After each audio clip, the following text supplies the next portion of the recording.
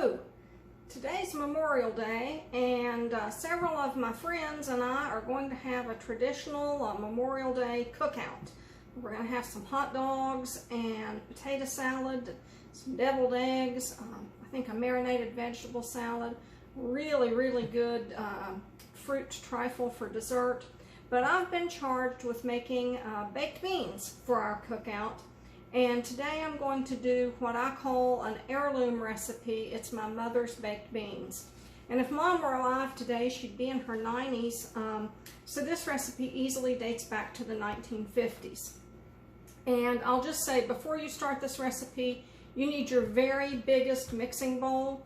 And what we're going to bake these beans in is a 9x13 cake pan.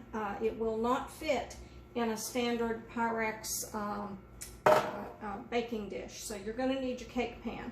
And Mom always liked to use a cake pan for a couple of reasons.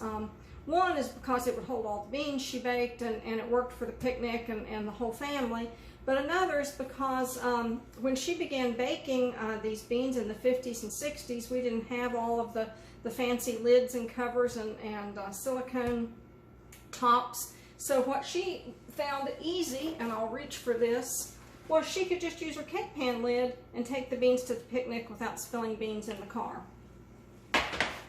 So, you need your cake pan, you need a really large mixing bowl. I've started here with 5 cans of pork and beans.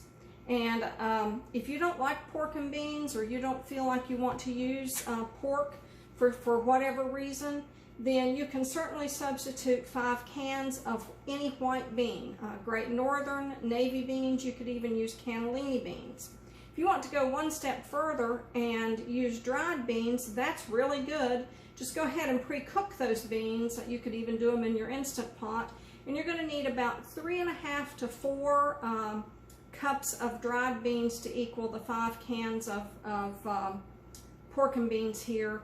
The pork and beans do have some liquid, so if you cook your own beans, drain off most of the liquid but leave a little, or if you've forgotten and you've drained your beans, then add some extra ketchup, an extra ounce or 2 of ketchup, so that you have plenty of liquid in your recipe. So, and again, for dried beans, the conversion is about 3/4 cup of dried beans equals 1 can of beans. So it comes out to 3.75 cups of dried beans would be about your conversion. So start with your beans, and to that we're going to add 2 large chopped onions, or 2 large onions chopped. And you can see I've already chopped these because we know my knife skills, and as usual I put the metal glove on to do the chopping. I don't want this to turn into a horror film.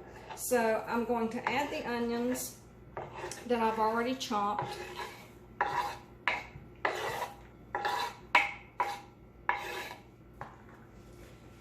And then we're going to add 1 cup of light brown sugar.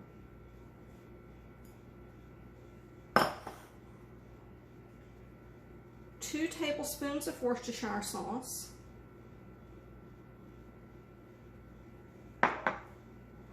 3 tablespoons of yellow mustard, just prepared yellow mustard, nothing fancy. And that's 3 tablespoons.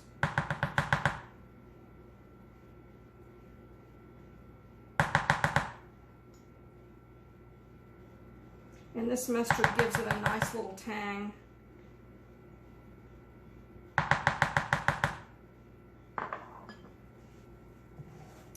We're going to add, and this was Mom's secret ingredient, 3 tablespoons of molasses. And there just really is no substitute for molasses in this recipe. I would tell you that if you don't want to use molasses, probably look for another baked bean recipe. But if you're hard pressed and you have no molasses, you could try substituting honey. But if you do substitute honey, please use dark brown sugar instead of light brown sugar, and that'll give it a little bit of a molasses flavor. But honestly, use the molasses. And that's 3 tablespoons. And this isn't winter time, but the molasses is still slow. But you don't want to miss any of it, because this really gives the beans a great flavor. And if you were here, you could smell the molasses. It's very distinctive. I don't cook with molasses often, but it's something I always have in my cabinet because it just adds, I don't know, some umami that other ingredients, other sweeteners even don't have. So that's 3 tablespoons of molasses.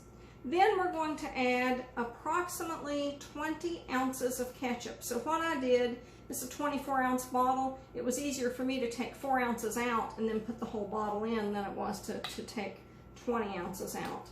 So, and I know this seems like a lot, and this is a very wet recipe to start, but you're going to bake this for 1 to 2 hours, depending on how thick you like your beans.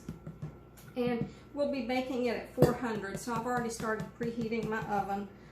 And this is something you just kind of watch, although do not stir this while it's baking because you want it to have a crust on top. And oh, it's just so delicious, and you'll spin them out, and if you cook them long enough, and I'm going to cook mine closer to the 2-hour mark, they'll get very thick, and the beans will break down, and you'll taste the molasses and the onion, and it's just a really good recipe.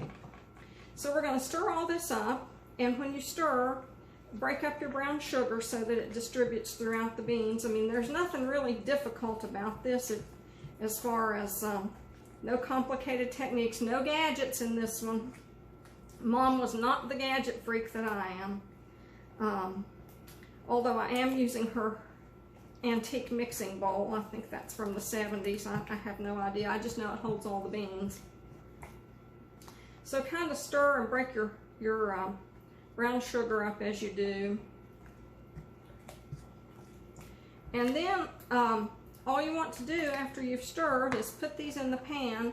And even though this is a non-stick pan that I'm using, I went ahead and gave it a spray of cooking spray because between the brown sugar and the molasses, these beans really cause some cleanup issues. And you can see that that's going to take up pretty much this whole pan.